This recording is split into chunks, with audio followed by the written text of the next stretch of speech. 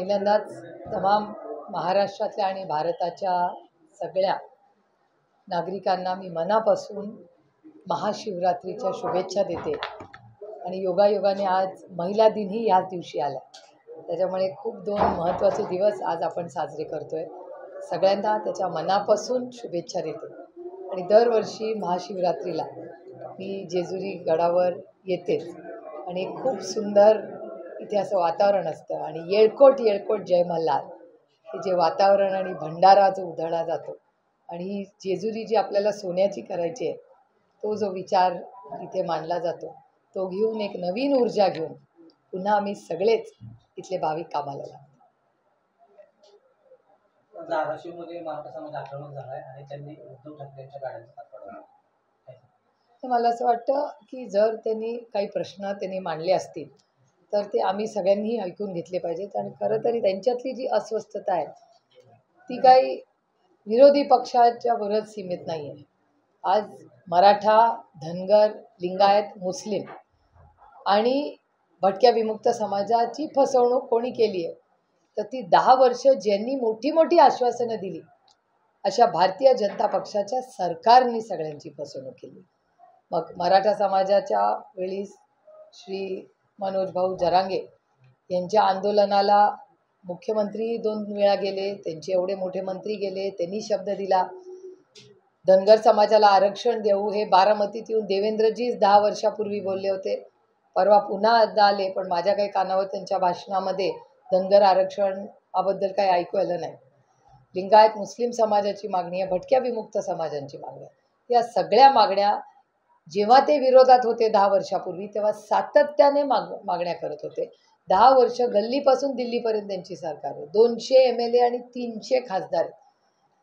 एकदाही त्यांनी कुठलाही हा प्रस्ताव आणलेला बघितलेला नाही. आणि त्यांचे मित्रपक्ष आणि सरकार म्हणतं की ह्याच्यात आम्ही चर्चेला बसायला तयार आहोत, मार्ग काढू, पण आरक्षण खरं आरक्षण कोणाच्याच पत्रात पडलेलं नाही. तर यापूर्वी निवडणूक ही लोकशाही पद्धतीने होताना आपण पाहिलेलं आहे, परंतु आता बघतोय आपण गेले 8 दिवस असतील किंवा गेल्या 15 दिवसात असेल, जसं निवडणूकचं वारं जवळ येत आहे तसं धमकीचं प्रकरण सुरू झालेलं आहे. आपण अनेक किस्से बघितले आणि काल देखील आपण इंदापूर दौऱ्यावर होता. आपण माजी मंत्री हर्षवर्धन पाटील यांची पाठराखण केली, पहिल्या ढाल म्हणून त्यांच्याबरोबर राहण्याचा आपण निर्धार केलेला. बारामती लोकसभा मतदारसंघ आणि महाराष्ट्रातल्या कोणावरही अशी वेळ आली तर सुप्रिया सुळे ढाल म्हणून उभी राहील. कारण का मी जरी राजकारणात असले तरी माझा पिंड हा समाजकारण आहे. मी लोकांच्या सेवेसाठी राजकारणात आले आणि त्याच्यामुळे अन्यायाच्या विरोधात उभं राहिलंच पाहिजे. ही माझ्या आईने शिकवलेले माझ्यावर केलेले संस्कार. माझ्या आजी ह्याही शारदाबाई पवार या नेहमीच त्या काळात जेव्हा महिला घराच्या बाहेर पडत नव्हत्या त्या काळामध्ये त्यांनी राजकारण आणि समाजकारण केलं. हे आमच्यावर झालेले संस्कार आहेत. आणि त्याच्यामुळे जर कुणावर अन्याय झाला मग तो कुठल्याही पक्षाचा असू दे, अन्याय सहन करायचा नाही. हेच तर महाराष्ट्राने आपल्याला शिकवले. हा छत्रपतींचा महाराष्ट्र आहे, शाहू फुले आंबेडकरांचा महाराष्ट्र आहे. आपण आज इथे बसलोय, हा केवढा मोठा आदर्श आहे बघा. यांनीच तर आपल्याला लढाई म्हणजे इतक्या लहान वयात खरं तर त्या एकल झाल्या. मला तो शब्द वापरायला आवडणार नाही, माऊली म्हणून. कारण का विधवा म्हटल्यावर असं वेदना होतात कुठल्याही महिलेला. तर इतक्या लहान वयात एवढी मोठी जबाबदारी अहिल्याबाईंवर आली. तर माता देवी अहिल्याबाई होळकर म्हणून आपण त्यांच्याकडे जेव्हा बघतो तेव्हा इतक्या लहान वयात एवढी मोठी जबाबदारी आणि अन्यायाच्या विरोधात ज्या पद्धतीने त्या देवी लढल्या आपल्यासाठी एक आदर्श आहे ना. हीच आपली संस्कृती आहे आणि ह्यांनाच आम्ही केंद्रबिंदू ठेवून राजकारण आणि समाजकारण. माहितीच्या जागा वाटपा संदर्भात आता आपण पाहिलंय की एकंदरीत गेल्या अगोदरच्या याच्यामध्ये प्रीतम मुंडे यांचं नाव येत होतं, परंतु आता पंकजा मुंडेंचं नाव लोकसभेसाठी येताना आपण बघतोय. म्हणजे कुटुंबात वाद निर्माण करण्याचा प्रयत्न सुरू होते असं वाटतं. ती तर भारतीय जनता पक्षाकडून काहीही करू शकतो. त्याच्यामुळे म्हणजे कालच तुमच्याच चॅनलवर मी पाहिलं की त्यांच्याच मित्रपक्षाचे लोक असं म्हणाले हे माझी लाईन नाही आहे, परत कोणीतरी भारतीय जनता पक्षाचं माझ्यावर तुटून पडेल, त्याच्यामुळे हे एक तर माझा भारतीय जनता पक्षाशी फारसा काही संबंध येत नाही, त्याच्यामुळे माझा काही त्यांच्याबरोबर काम करायचा अनुभव नाही. पण भारतीय जनता पक्षाच्या मित्र पक्षातले लोक सातत्याने म्हणतात की तुमच्याच चॅनलवर मी पाहिलं की केसांनी गळा कापण्याचं काम आणि स्वतःच्या मित्र पक्षांना संपवायचं काम हे कोण करते, तर भारतीय जनता पक्ष करते. हे रेकॉर्ड करताना आणि पूर्ण दाखवा, हा आरोप मी नाही केलेला, हा भारतीय जनता पक्षाच्या मित्र पक्षांनी केला.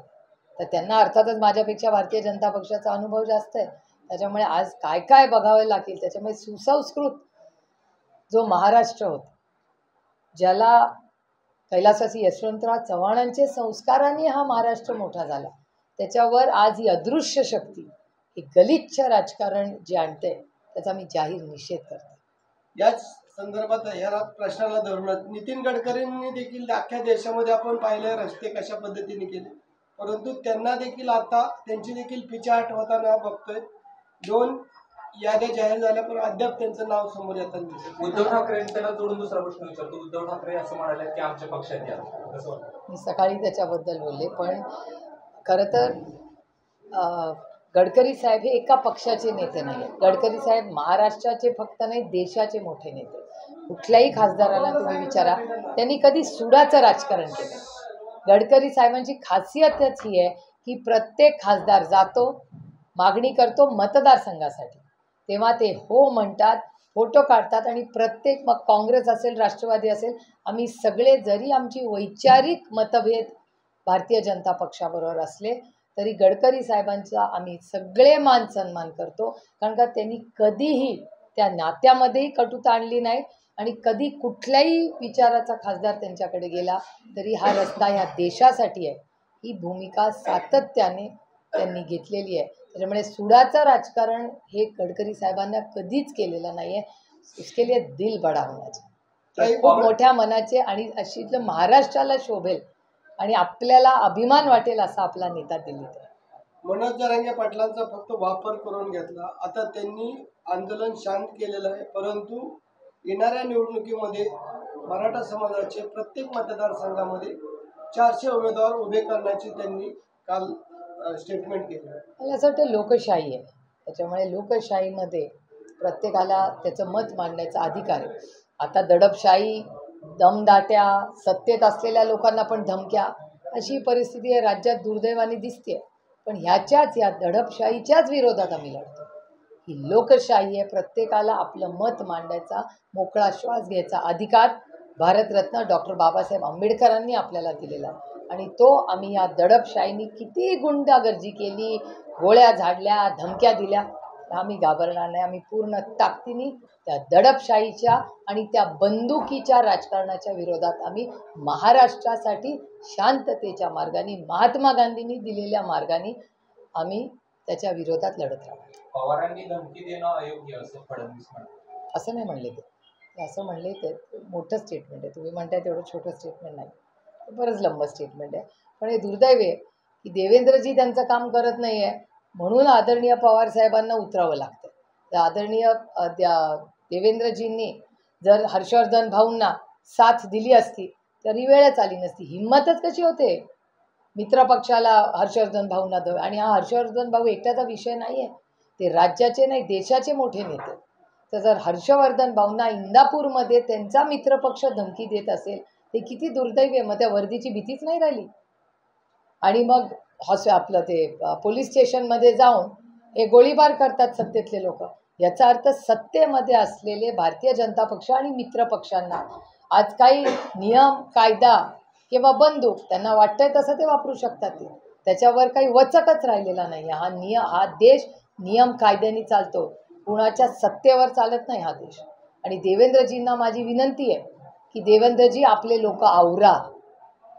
ते गोळीबार करतायत. अबकी बार गोळीबार सरकार, अबकी बार ड्रग्स वालों की सरकार, अशीच परिस्थिती दुर्दैवाने महाराष्ट्रात चालली आहे. आणि ह्याचं पूर्ण अपयश कुणाचं आहे तर ते होम मिनिस्ट्रीचं आहे.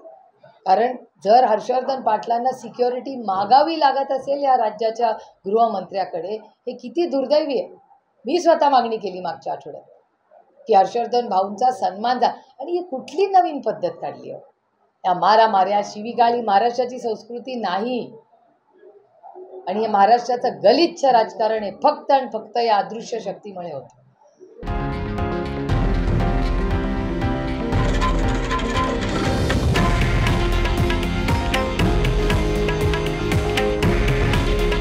हे आहे देशातील नंबर 1 न्यूज नेटवर्क आणि आपण पाहत आहात TV9 मराठी. काळजी तुमची, हित महाराष्ट्राचं.